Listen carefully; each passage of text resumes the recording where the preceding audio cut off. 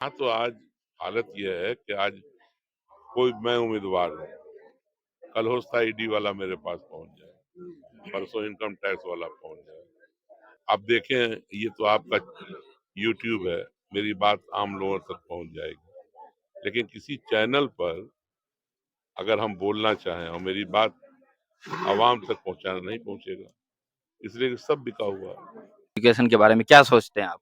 Education के मामले में बिहार बहुत पीछे है, बहुत ज्यादा।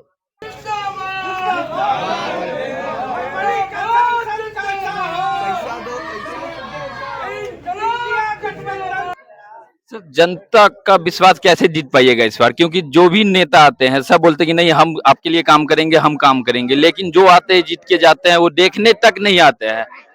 तो उनका विश्वास कैसे जीत पाइएगा इस बार? देखो, ऐसा है, विश्वास उसका होता है जो प्रेजेंट होता है। बाप बेटा लगातार 3 चुनाव से इलेक्शन जीत रहा है मधुबनी लोकसभा से। तो जब मधुबनी लोकसभा से जीत रहा है, उसको तलाश करो कहाँ है। देखा है कभी आपने उसको?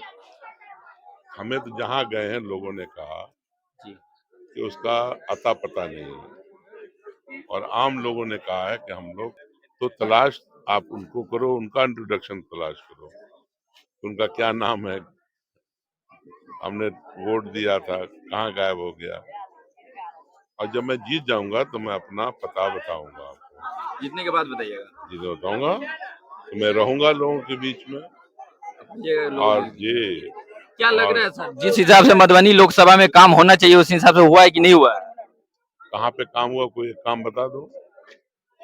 अगर मधुबनी लोकसभा में बाप बेटे ने मिल करके 3 टर्म में अगर एक काम भी किया हो तो वो मुझे कहीं भी दिखा दो। कहीं नहीं लग रहा कि काम नहीं हो पाया है। कह रहा हूं ना कि एक काम नहीं हुआ, एक भी काम नहीं होगा। एक भी काम नहीं हुआ। आपके आने के बाद क्या क्या चीज चेंज होगा? देखो, तुम दरभंगा ही के हो, जी। दरभंगा में बड़ी रेल लाइन देखते हो, वो मेरे ही देन है। पासपोर्ट ऑफिस देखते हो, मेरे ही देन है। दरभंगा में इलेक्ट्रॉनिक एक्सचेंज आया, मेरे ही देन है। दरभंगा और मधुबनी के गांव हर प्रखंड में कस्तूरबा गांधी आवासीय विद्यालय है, हमारे ही देन है। केंद्रीय विद्यालय है दरभंगा में, मेरे ही देन है। यहाँ मधुबनी में नवोदय विद्यालय की बिल्डिंग बनी, नवोदय विद्यालय आया, हमारा ही देन है। तो एक दो काम नहीं है। एनआईएस का रीजनल सेंटर है, इग्नू का रीजनल सेंटर है, मानू का रीजनल सेंटर है, सब मेरा लाया हुआ है। तो हमने काम कर रखा और मधुबनी में भी काम कर रखा है। ये तो हमारे क्षेत्र में नहीं था, लेकिन कस्तूरबा गांधी जाले में मिलेगा आपको मेरा। हमने उसका फाउंडेशन भी किया था, उद्घाटन भी किया था। सिंगवाड़ा में भी मिलेगा। तो काम काम काम जो है वो बोलता है। इंसान अपना नाम क्या बोलेगा? इंसान जो काम करता है वो बोलता है। और आज हमारे जरिए हजारों की तादाद में नौजवान हैं जिनका दाखिला, एडमिशन, इंजीनियरिंग हो, मेडिसिन हो, लॉ हो, मैनेजमेंट हो, डिप्लोमा इंजीनियरिंग हो, मुख्तलिफ जगहों पर आज उनकी जिंदगी बनी। लोग रोजगार में है, नौकरी में है। तो काम वही होता है जो इंसानी जिंदगी को बेहतर बनाए। उस पर हमने काम किया है। और अगर मधुबनी के लोग हमारा साथ देंगे, जो बिल्कुल लगता है कि जीत यहाँ से इंडिया गठबंधन की सुनिश्चित है, तो मैं काम करूंगा यहाँ। और अगर मधुबनी के लोग 15 साल के बाप बेटे के काम से अगर निश्चिंत है कि वो अच्छा काम किया, तो दोबारा उनको वोट दें। तो जनता को क्या संदेश देना चाहेंगे आप? जनता को एक ही संदेश देना चाहते हैं, और खास तौर से नौजवानों को बताना चाहते हैं कि आपने देखा 17 महीने के अंदर तेजस्वी ने 5 लाख से ऊपर लोगों को नौकरी, रोजगार से जोड़ा। आपसे वादा करते हैं कि अगर हमारी सरकार दिल्ली में बनेगी तो कोई भी नौजवान बेरोजगार नहीं रहेगा। रोजगार से उनको या नौकरी से जोड़ा जाएगा। नंबर 1। नंबर 2, देश के अंदर प्यार मोहब्बत बढ़ेगा। आपसी ये जो लड़ाई है, झगड़ा है, ये कम होगा। आज देश की सैकड़ों एकड़ जमीन, सैकड़ों स्क्वायर किलोमीटर जमीन चाइना के पास है, उसको वापस लाया जाएगा। झूठे वादे नहीं किए जाएंगे कि 2 करोड़ हर साल नौकरी देंगे, 100 सिटी स्मार्ट सिटी बना देंगे, गंगा को साफ करेंगे, विदेश से काला धन लाएंगे, अब 15-15 लाख डाल देंगे। जैसे मोदी साहब की गारंटी थी ना, कहाँ गई गारंटी? जरा उनसे पूछो। और कितनी बेरोजगारी बढ़ गई, कितनी महंगाई बढ़ गई, कंट्री कहाँ बैठा है आज? चंद लोगों के हाथ में पूरी दौलत जा रही है पूरे देश में। दौलत कितने परसेंट? 3% लोगों के हाथ में। आम आदमी कितना परेशान है। आम आदमी कितना परेशान है, बोलो खोजो। आज ईडी, इनकम टैक्स का धौंस दिला करके जो बिजनेसमैन है, कारोबारी है, इलेक्ट्रॉनिक क्या होता है, इलेक्ट्रोल बॉन्ड पे 6,000 करोड़ का, मतलब दुनिया में इतना बड़ा घोटाला नहीं हुआ, स्कैम नहीं हुआ। 6,000 करोड़ से ऊपर पैसा एक पार्टी ने जमा कर लिया। कितना 100 साल का वो बजट बना के बैठी है। तो ये जो बेईमानी है, शैतानी है, तो ये कैसे होगा बताओ? इस मुल्क के अंदर भ्रष्टाचार खत्म करने की बात होती है। यहाँ तो आज हालत यह है कि आज कोई, मैं उम्मीदवार हूँ, कल हो सकता है ईडी वाला मेरे पास पहुंच जाए, परसों इनकम टैक्स वाला पहुंच जाए। मतलब यहाँ मजबूर किया जाता है, जीते हुए एमएलए को परचेज किया जाता है पैसा दे करके, वरना ईडी के डर से, इनकम टैक्स के डर से।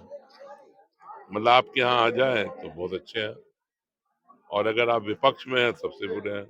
तो ये कहीं ना कहीं मुल्क को तानाशाही की तरफ लेके जा रहा है, जो कंट्री के लिए ठीक नहीं है। तानाशाह के अंडर में अमन नजर आता है, लेकिन अंदर से अमन नहीं होता, और मुल्क उसी में टूटता है। तो ये भय का माहौल पैदा करके देश के अंदर एक विशेष लोगों को टारगेट करके इस मुल्क पे हुकूमत करना चाहते हैं। ये डेमोक्रेसी में नहीं होता। डेमोक्रेसी में सभी लोग बराबर हैं। तो ये संविधान को भी खतरा है, देश के प्रजातंत्र को खतरा है, देश के जो गंगा जमनी तहजीब है, भाईचारा है, प्यार मोहब्बत है, उसको खतरा है, मुल्क के सीमा पर खतरा है। तो ये आप देखो कि दुनिया के अंदर आज कितनी प्रतिष्ठा कंट्री की घट रही है, चाहे सीए का फैसला हो, या आजकल इन्होंने शुरू किया है कि कॉमन सिविल कोड, इसमें मुल्क की गर्दन झुकती है, जो एक टारगेट करके कि वोट पैदा होगा इससे। तो ये कोई अच्छी चीज नहीं है। आप देखिएगा कि आप देखें, ये तो आपका यूट्यूब है, मेरी बात आम लोगों तक पहुंच जाएगी, लेकिन किसी चैनल पर अगर हम बोलना चाहें और मेरी बात आवाम तक पहुंचाना, नहीं पहुंचेगा, इसलिए कि सब बिका हुआ। All is purchase by one house, BJP house. तो ये डेमोक्रेसी का सबसे पहली हार यही होती है कि आपको मीडिया जो है वो सही बात को दुनिया के सामने नहीं रखता। जो एजेंडा तय होता है बीजेपी हेडक्वार्टर में, मोदी जी के पीएम हाउस पर, कि आज मीडिया में ये चलेगा, और वो सर्कुलेट होता है। ये तो सोशल मीडिया है कि विपक्ष जिंदा है, ये यूट्यूब है कि विपक्ष जिंदा है। इसलिए इस मुल्क का बिगाड़ नहीं सकते ये लोग। थोड़े दिन के लिए चहल पहल कर लें, अवाम यहाँ की इनको ठीक कर देगी। इस बार जवाब देगी। एकदम 100%, 100%। सर आपको एजुकेशन के बारे में क्या सोचते हैं आप?